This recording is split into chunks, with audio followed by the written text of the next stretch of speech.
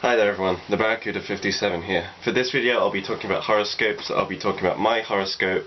Usually I talk about Myers-Briggs MBTI. Now if you don't know what that is and you've just watched this video because of the horoscope kind of tag, Myers-Briggs MBTI is a psychological system which bases people on how they think and how they function through the cognitive functions. It's basically a psychological test saying this is how you think and function. Now if you want to learn more about MBTI, please type in on Google the cognitive function test and it will give you a breakdown of how you think and how you function, and basically give you a 4-letter word, and those 4 letters symbolize, or not symbolize, basically just say how you think and how you function kind of thing. And then you can explore about the type, learn and see if it's right or wrong, and yeah, it's just something quite cool. It's connected to this but it's not a horoscope. For this video I'll be talking about horoscopes. Basically, I'm a Leo sun, a Virgo rising or Virgo ascendant, and a Capricorn moon. And in the first half of this I'll talk about Leo suns, in the second half I'll talk about Virgo rising, and in the third part I'll talk about Capricorn moons. So if you're one of these things, stay tuned for that section, or if you're all of these things, then that's perfect because I'll be covering all these aspects of Leo Sun, Virgo Rising, Capricorn Moon. And then at the very end I'll give a brief summary of if you have all these 3 things, what kind of person you could be like, or what kind of person you are like, kind of thing. But yeah, I hope you enjoy, and here it is. 1. Leo Sun. Well, basically just to give you kind of an introduction, I was born in Singapore in 1993 on the very 1st of August at roughly 12 o'clock midday, and then I went to England and I've lived in England ever since, kind of thing. But because of where I was born, I did a natal chart birth test, and it said that from these results, from the coordinates of where you're born at this time, this is how the planets were arranged, and I was a Leo sun, a Virgo rising, and a Capricorn moon. So yeah, basically Leo suns. Leo suns are very proud people, and basically if we had to choose out of the 7 sins, pride would be our biggest sin. Because basically, you know, Leo is a very kind of egocentric, ego-orientated type, basically. And we want to be productive, and, you know, we just want to do well, and we want to help people, we want people to notice us, and we want to kind of progress, proceed, grow, basically.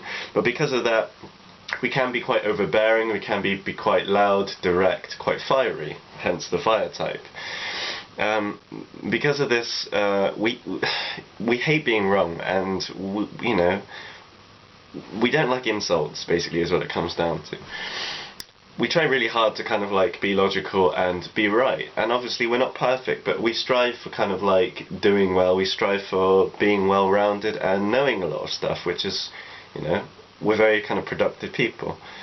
The thing is, we can be very overcritical, and especially if you have a Capricorn moon, you can be very logical, very analytic, and you can like be critical of other people, like really direct of other people, and very kind of overbearing. So these are things to watch out if you have a Leo sun and a Capricorn moon combination, kind of thing. But in general, you know, we can overthink a lot, we can be quite aggressive, and we can be quite judgmental, but the thing is, we mean well, but it just depends on how well you're developed. If you're a Leo sun and you have a Capricorn moon, that usually means that your sun is in the 12th house, which would mean that they say in a past life you've probably abused power, is what it comes down to. If your sun is in the 12th house, which is quite uncommon, it usually means that in a past life you've done something wrong, and you're kind of like, in this life you're trying to do it right and not be an idiot, basically, and kind of do it again, but this time you get given power, or you have to build up to that same level of power, but you have to be good, basically. Don't be an idiot and don't do it, because there's no point making the same mistake twice, kind of thing.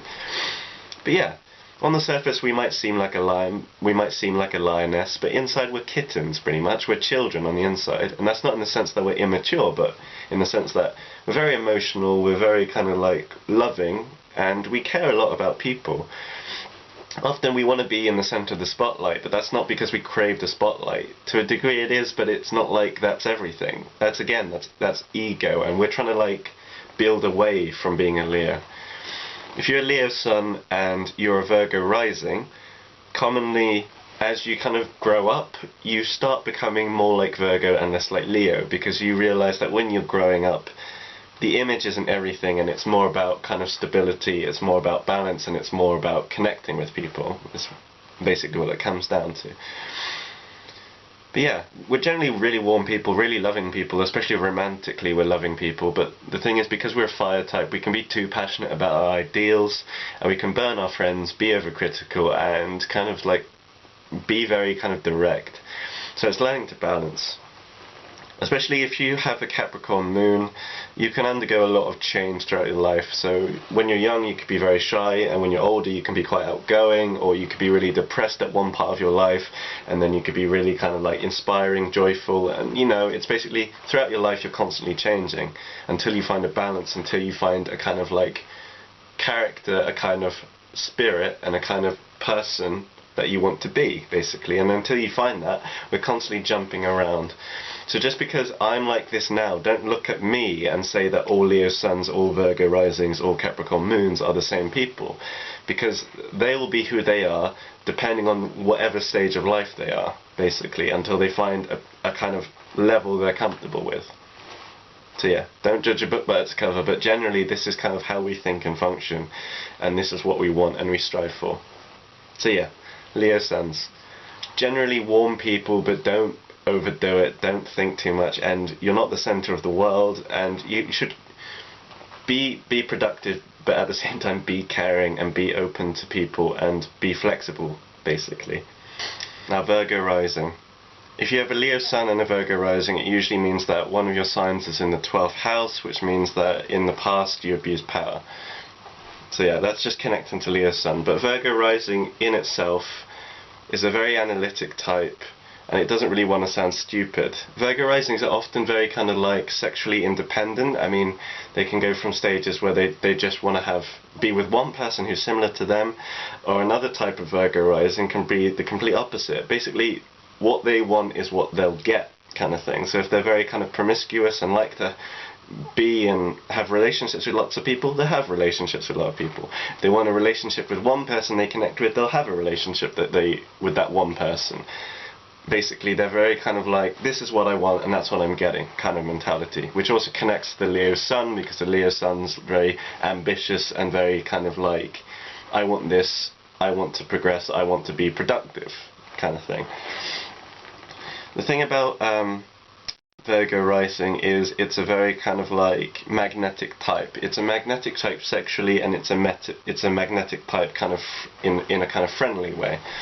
So we get on very well with people, and it's kind of like, also because if you're a Leo sun combined with the Virgo rising, that's quite a good kind of combination kind of thing, because Leos are very kind of like open, loud but loving people, and Virgo risings are very magnetic kind of people.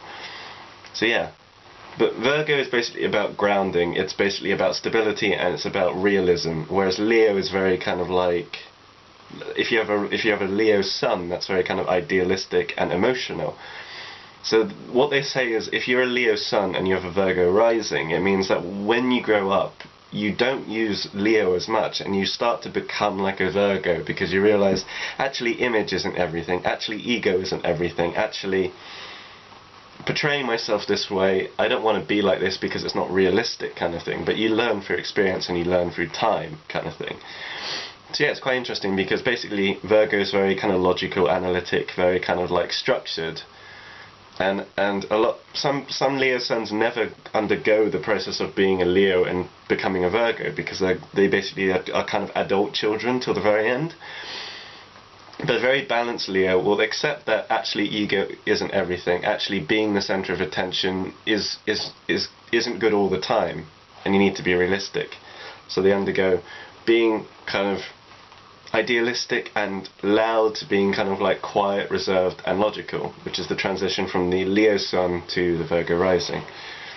But yeah, in general, very magnetic people, very pragmatic, practical people, and very kind of like realistic people. Again, they're very independent, which relates to relationships, friendships, and their own mentality, and they don't want to sound stupid because they're practical, which also links to Leo sun, because Leos don't want to sound stupid either. And finally, Capricorn moon. Now, Capricorn moons are very well known for being not emotional. We don't show emotion, we won't cry in front of you.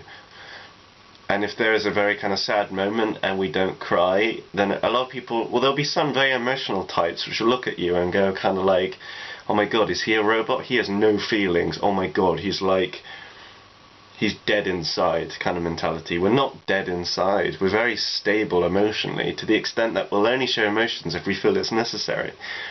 It's usually down to upbringing. It's down to kind of like when you're young, you get, you know, basically when I was young I used to cry loads, is what it came down to. I used to cry for other people's situations and it had nothing to do with me, and then people are like, are you bipolar? You're crying and it's got nothing to do with you.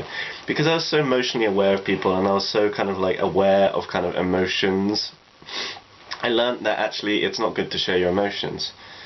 So stereotypically Capricorn moons do not show emotions, and basically, if a Capricorn moon can cry in front of you, they really respect you. And especially if they're a Leo sun, where respect is everything for a Leo. Capricorn moons, as well as Leo suns, if they cry in front of you, that means they massively respect you and they massively look up to you, because it's basically kind of putting down this wall and kind of being a kitten and being, instead of being a lion. Or in a Capricorn sense, being kind of a younger goat kind of thing. It's kind of like, I'm not the ram anymore, I'm a young goat, I'm putting down the walls, I'm crying because I connect with this emotionally. So yeah, we're very emotionally stable, and we're very emotional people inside. But we won't show it to you. We'll only show it to you if we connect with you, and we're open to you, and we respect you, is what it comes down to. Which is a contradiction, because Leo is very kind of like fiery and emotional, but yeah, we don't show it. So it also connects to Leo suns. If you're a Capricorn moon, it can contradict Leo completely, especially if you're a Leo sun, because it basically means that you're kind of like a shy, more kind of emotionally orientated Leo in comparison to kind of the loud, ambitious and ambiguous type of Leo, which is quite the stereotypical image kind of thing. But basically, Capricorn moons love and nourishment. We love those things, and it's just like, that's what we look for in a relationship, basically. But yeah, if we fail, also connected to Leo, if we fail, we can often get depressed, because Capricorn moon is quite kind of emotional, and if we become unbalanced, basically a Capricorn moon will shut himself away or shut herself away for a very long time until they regain emotional balance. Basically, we're very stable, but when we become unstable, we'll basically do anything in our power to become emotionally stable again, because emotions are kind of like the prime core of Capricorn moon. But yeah, it's also quite interesting because apparently the first 6 presidents of the United States were Capricorn moons. So you can look at that however you want. I don't know much about America, but I'm just throwing that out there. But because of this, Capricorn moons can feel guilty about things a lot, until they kind of grow and they stabilize and they develop themselves, where they become more stable. Because basically, at the end of the day, you don't need to feel guilty for other people's emotions, because you're basically worrying about things which a lot of people don't think about, is what it comes down to. So you're basically crying over something which a lot of people won't understand why you're crying about it. So the best thing to do is kind of not think about it. It's good to be aware of it, but basically don't cry for other people unless you need to. Because then, if you were crying over every bad thing that happened, you'd be crying every day because there's bad stuff happening all the time, kind of thing. I'm not putting that on a downer, but I'm just saying if you were watching the news and you cried through every story that came up, you would never stop crying, kind of thing. So it's kind of like, you need to kind of balance. But yeah, we want to fix problems. We're quite emotionally stable. It contradicts Leo. But basically we want love and nourishment as Capricorn moons, because we're emotional and we just want that in a connective relationship or in a friendship. Cool. And finally, to sum up the Leo sun, the Virgo rising and the Capricorn moon, excuse me, astrology-wise, this combination is known as the crowned head, or the king or the queen kind of image. That's not the title, but the title is Crowned Head. But I'll give a PDF under this video, so click show more and there'll be a PDF linking you to this if you're all these 3 things. Basically, good points about this combination. We're serious, but we're cool-headed. We're strong people, we're very self-sufficient, and we're very, like, we have quite an inbred charming trait, which is just kind of like part of our natural being, kind of thing. But on a downside, because there's good and bad, there's yin and yang, those are the good traits, but these are the bad traits. The bad traits are we can be intimidating if you're not balanced, you can be quite stubborn, we can be self-important and kind of egocentric, ego-orientated, we can be very kind of like aggressive, and we can be very condescending to people that we've just met or our friends or even our loved ones. So basically, try and not be any of those things and try and develop and make yourself better and stronger, kind of thing.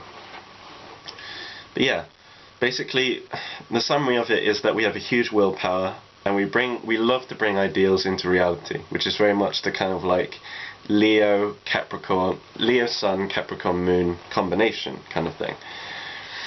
The thing is as well, this sounds really big-headed, but we know that we're right, and that's not that we're right all the time, but often in situations we kind of know a situation before it happens, kind of thing, intuitively.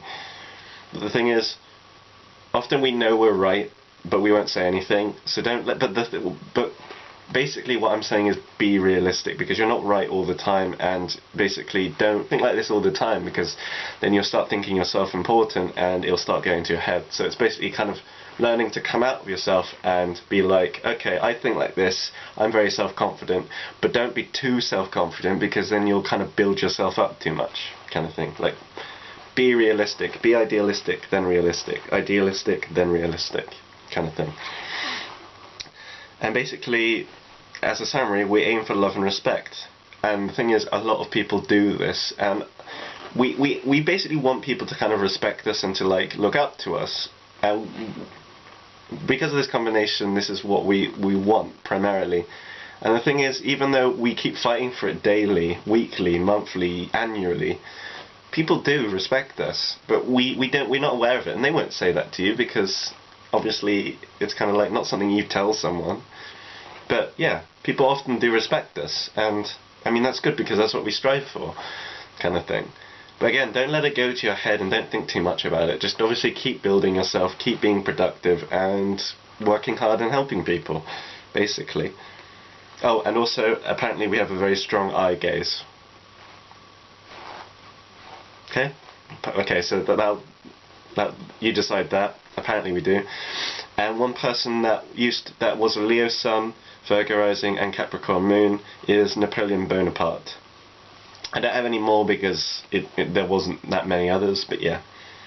As a kind of person, as a kind of image, as a kind of mentality, Napoleon Bonaparte was also these things. So yeah, and that was the end of the video. I hope you enjoyed. I hope it kind of helped you understand Leo Suns, Virgo Risings, and Capricorn Moons, and gave you a kind of image of if you have all these three things at once, kind of thing. But don't look at me and say that all people who have these three combinations are going to be like me. They're going to be different depending on what stage they are at that time of life, kind of thing. But yeah, these are things you have to be aware about and to be open to.